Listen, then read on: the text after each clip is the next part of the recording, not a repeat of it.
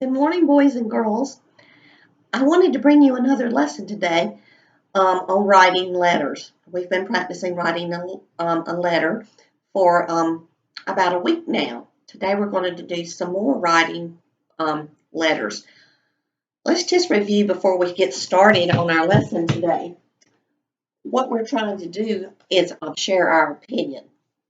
Now, opinion, if you'll remember, is the way you feel or what you believe, and then you give your reasons for that.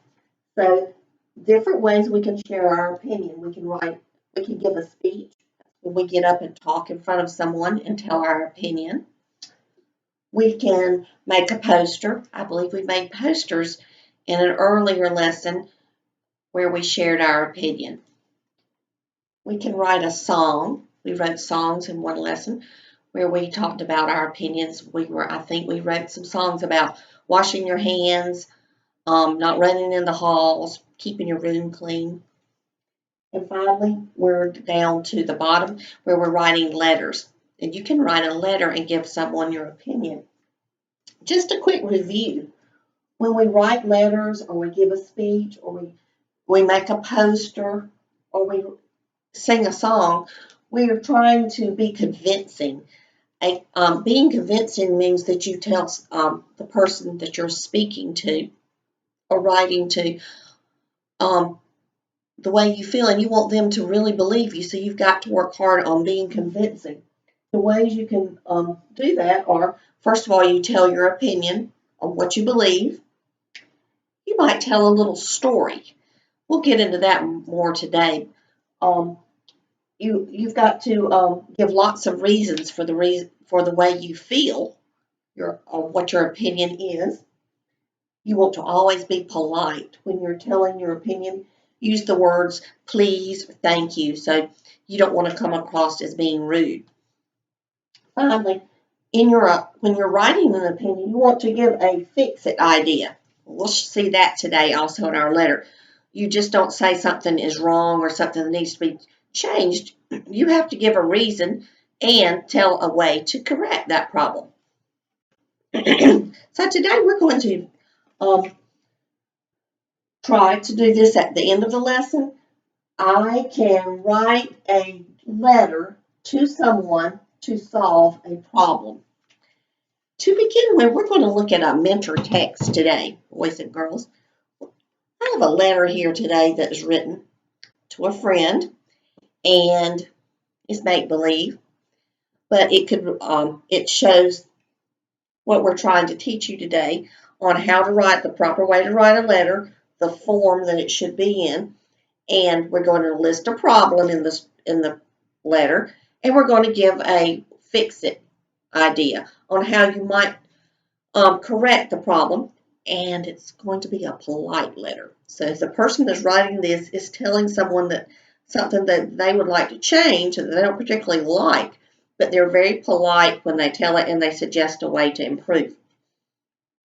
I think you're going to like this letter because it's from someone that you might have read about before. You see that little girl? Do you know who she is? Let's see if I can help you guess who this little girl might be.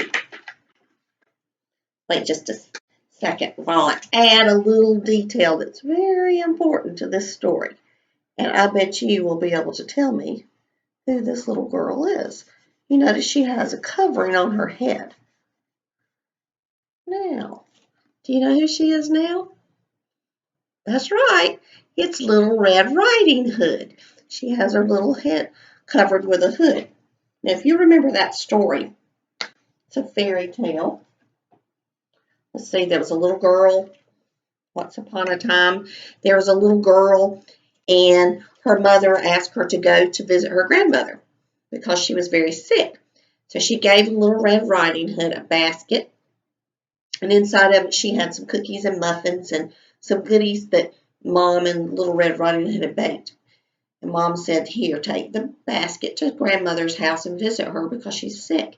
But don't stop along the way and talk to strangers. Never talk to strangers, boys and girls. Just go straight to grandma's house and don't stop. So Little Red Riding Hood said, "Okay, Mom." And so off she went. And she was walking through the forest. And who did she meet? Do you remember? That's right, she met the big bad wolf. And what did he say to Little Red Riding Hood? Was he polite? And he was sneaky, wasn't he? And he said, "Little Red Riding Hood, where are you going?" She forgot what her mom said because she talked to him. And she said, "Oh, I'm going to grandmother's house. She's very sick, and I'm taking her some goodies in this basket." And the wolf said, "Well, oh, okay. Well, why don't you go over there and pick some flowers? They're growing over there. Um, Take those to her because she'll probably like those that she's sick." So Little Red went over and stopped what she was doing. She didn't go straight to Grandma's house like Mom had said. She stopped and picked flowers. Meanwhile, the wolf ran as fast as he could to get to Grandmother's house before Little Red Riding Hood arrived. And he went in and he put Grandma in the closet, and he did something bad, didn't he? He put on a nightgown that was owned by Grandma and hopped in her bed. So when Little Red Riding Hood arrived at Grandma's house, she came in, and the wolf was laying in the bed, and he was covered up to his neck with the blankets. And Little Red said, "Grandma, what big eyes you have." And the wolf said, "The better to see you with, my little darling." And then Little Red looked closer, and she said, "Grandma, what big ears you have."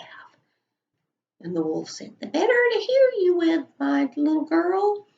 And then finally, Little Red said, "Grandma, what big teeth you have." And the wolf jumped up out of the bed, and he started chasing Little Red around the room, and he almost had her if Grandma and a nearby neighbor hadn't came in at that moment and saved Little Red, and they ran the wolf off, and Little Red was safe to visit her grandmother.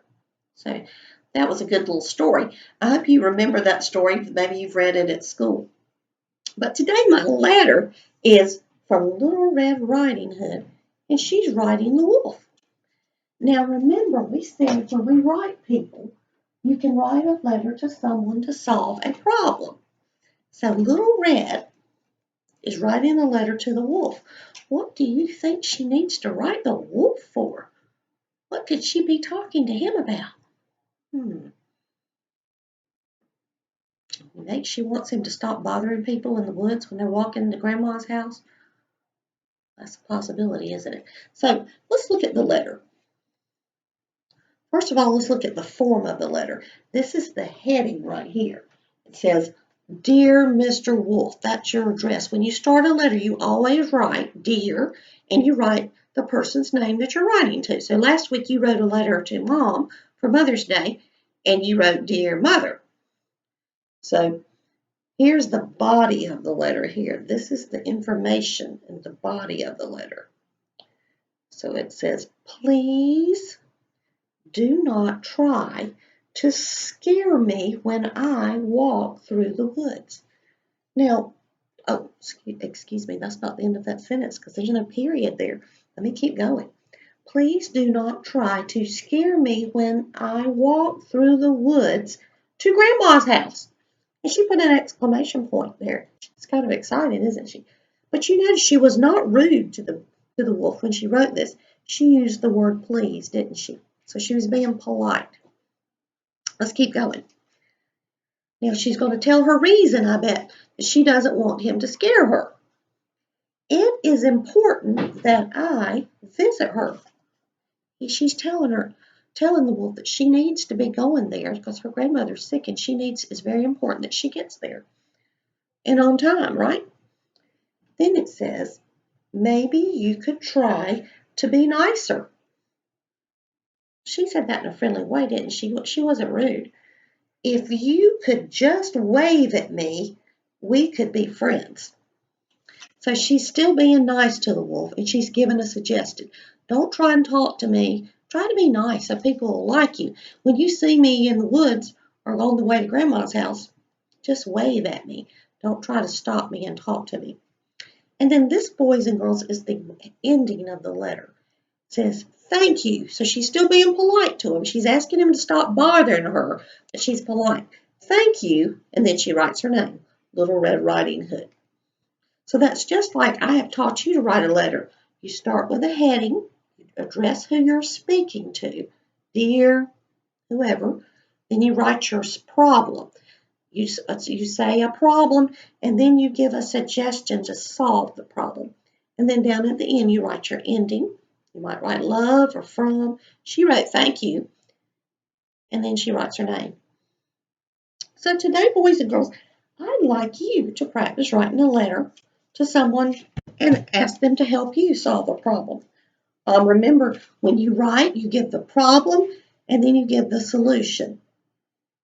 When you give the problem, you need to make sure you give the reason that they need to stop doing whatever they're doing, or maybe you're not asking them to stop something. Maybe you're just asking them to start doing something. So she asked that the wolf not bother her and scare her in the woods, and then she gave a solution. Just wave at me. So I want you to try today to think of someone you would like to write to and ask them for help in solving a problem. Now, you could do a pretend character. You don't have to do a real person. Maybe you could write the gingerbread boy. What would you say to the gingerbread boy if you were writing him? Maybe you could ask him to stop running away and be a good little gingerbread boy and stay home, so he won't get eaten. It's dangerous when he goes out running because everyone tries to eat him. You could write the wolf yourself, and maybe ask him, pretend you're one of the three little pigs, and ask him to stop blowing down their houses. You can also write a friend. Now, I know you all are missing your friends at school. I know all of you have several people that you were friends with, and maybe you even had a best friend at school. Who do you miss the most at school? Let's think for a moment. Do you have a friend that you really miss? Maybe you could write them a letter. Now, what would you say when you wrote the letter? Could you have a problem that you wanted to solve? Maybe you really miss your friend and you want to think of something you can do so you won't be so lonely. Maybe you could write your friend and ask them if maybe you could call them on the phone. Maybe ask your friend for their phone number. Or maybe you could ask if when things get better and people are well, that you could even arrange a play date maybe later this summer. So think about something that you could write a friend to. Say the problem, you miss the friend, and then have a solution to the problem, an idea of how you could get together, maybe by phone or FaceTime, or maybe set up a play date in the future. All right, so that's what I'd like you to do today.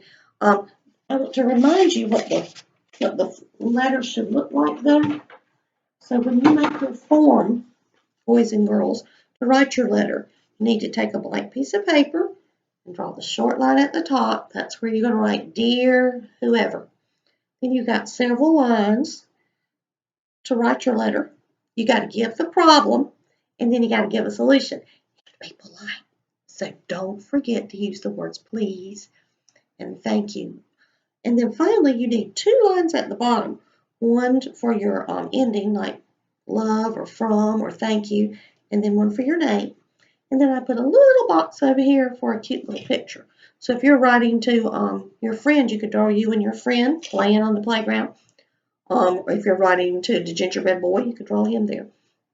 Boys and girls, some of you have been sending me your letters, and I was really excited to see them. Hope you send your teacher a letter that you've written.